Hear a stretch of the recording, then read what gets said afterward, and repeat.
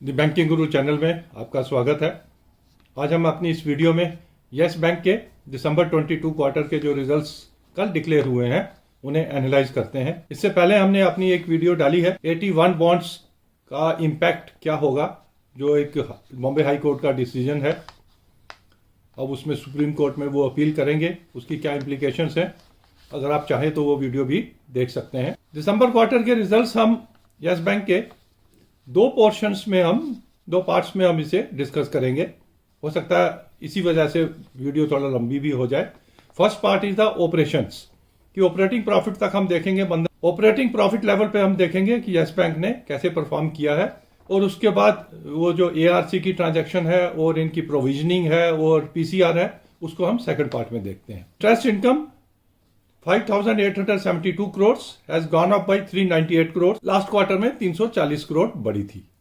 Other income 1143 gone up by 224 crore।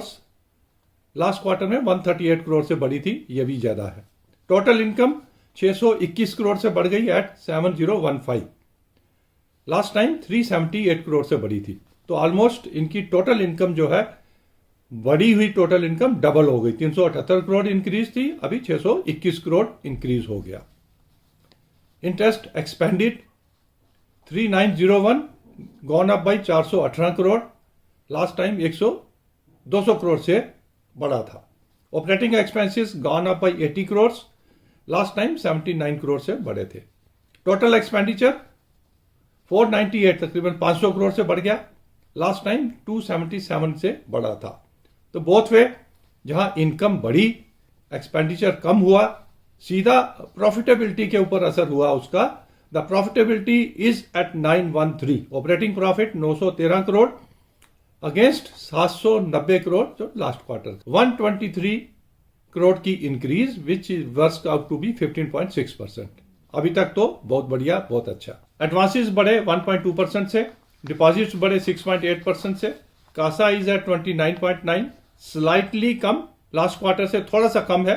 Slippages 1607 crore, ये बढ़ी हुई है, 1072 करोड़ थी लास्ट क्वार्टर में। निम नेट इंटरेस्ट मार्जिन 2.5%, मोर और लेस सेम, लास्ट टाइम 2.6 था। पीसीआर हैज गॉन डाउन 84% से 49.5, तकरीबन 50% हो गया।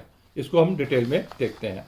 तो यहां तक बात हमें समझ आती है कि इनकी ऑपरेशंस काफी अच्छी हैं, ऑपरेटिंग प्रॉफिट अच्छा है। आइए अब प्रोविजन की बात करते हैं। एआरसी की जो इन्होंने ट्रांजैक्शन 48,000 करोड़ की है, उसे समझने की कोशिश करते हैं। 48,000 करोड़ के इनके एसेट्स थे, उसकी ग्रॉस वैल्यू 43,715 करोड़ थी। उसमें से 15,198 करोड़ इन्होंने पहले ही राइट ऑफ कर रखा था। नेट बुक वैल्यू इनकी इस पोर्टफोलियो की बनी 4982।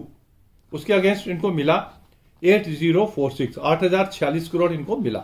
उसमें भी 15% बाई 85% का जो रेशो थी, 15% इनको कैश मिली और 85% की सिक्योरिटी रिसीट्स एआरसी की जो भी उन्होंने दिया होगा।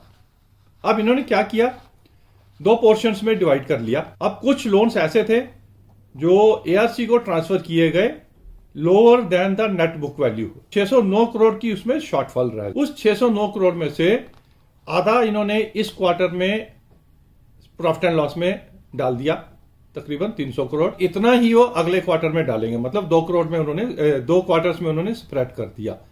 दैट मीन्स ये जो वन टाइम लॉस है 300 करोड़ का इस क्वार्टर में दिख रहा है, वो अगली बारी भी आएगा 300 करोड़ का लॉस, लेकिन आफ्टर दैट ये 300 करोड़ का लॉस नहीं आएगा। द सेकंड इज, जो इनके एडवांसेस थे higher than the net book value, उसमें उन्होंने, वो था 3,161 करोड़ का इनको सरप्लस मिला, उसको उन्होंने प्रोविजन में एडजस्ट कर दिया। टू दैट एक्सटेंट वो अपना प्रोविजन कम करके प्रॉफिट बढ़ा सकते थे, लेकिन उन्होंने 3,161 करोड़ को प्रोविजन में कंटिन्यू रखा, एज ए प्रोविजन उसका कंटिन्यू रखा। यह थी इनकी ट्रांजैक्शन एआरसी की। अब एक्चुअल प्रोविजंस में आते हैं। लास्ट क्वार्टर की प्रोविजंस थी 582 करोड़, अभी हो गई 844 करोड़। 2 करोड़ से ये प्रोविजन इंक्रीज हुई, और इसका रीजन ये बता रहे हैं एजिंग रिलेटेड प्रोविजंस। मतलब जो लोन पहले 60 डेज डेलिंक्वेंसी में आते थे वो 90 डेज में आ गए, या जो पहले 1 साल के एनपीए थे वो 2 साल हो गए, या 3 साल, 2 साल वाले जो थे वो 3 साल में कन्वर्ट हो गए, क्योंकि डिफरेंट डिफरेंट पीरियड्स के जो एनपीए है उस पर डिफरेंट डिफरेंट प्रोविजन करनी पड़ती है। तो that is called the ageing. NPS की एजिंग की वजह से इनको प्रोविजन इंक्रीज करनी पड़ी।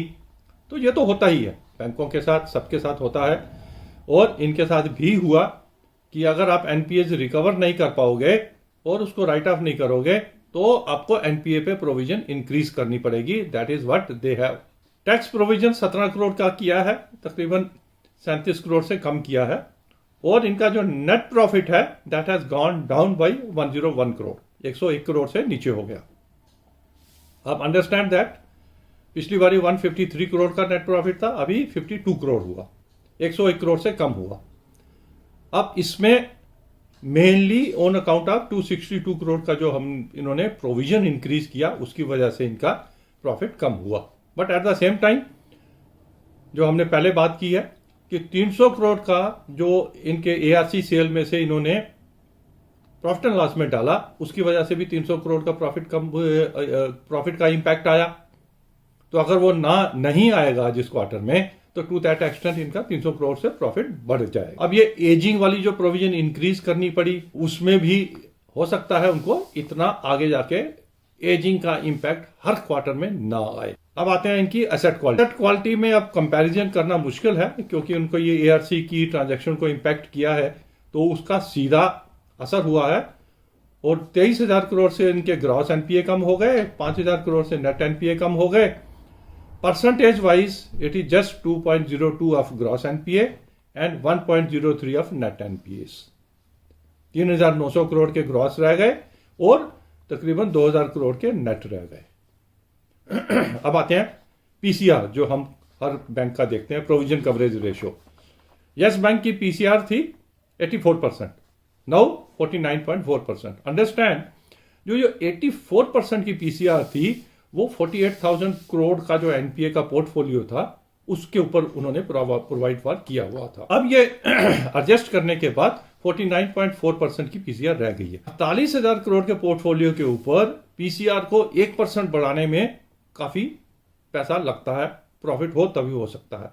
वेयर एज इस 49.4% की पीसीआर जो 4,000 करोड़ के पोर्टफोलियो पे है, एनपीए पे है, उसको अगर इन्होंने 50 से 80% करना हो तो इतना ज्यादा प्रॉफिट पे इंपैक्ट नहीं आएगा। इतना ज्यादा मतलब relatively as compare to 48,000 crore, अब सिर्फ 4,000 करोड़ के ऊपर ही इनको प्रोवाइड फॉर करना पड़ेगा, विच whenever there will be sufficient profit they will be doing it। 2-3 चीजें क्लियर हैं। बैलेंस शीट क्लीन हो गई। प्रॉफिट, नेट प्रॉफिट जो गिरा हुआ दिख रहा है वो एक्चुअल में इतना गिरा हुआ नहीं है और कंटिन्यूसली ऐसा नहीं रहेगा।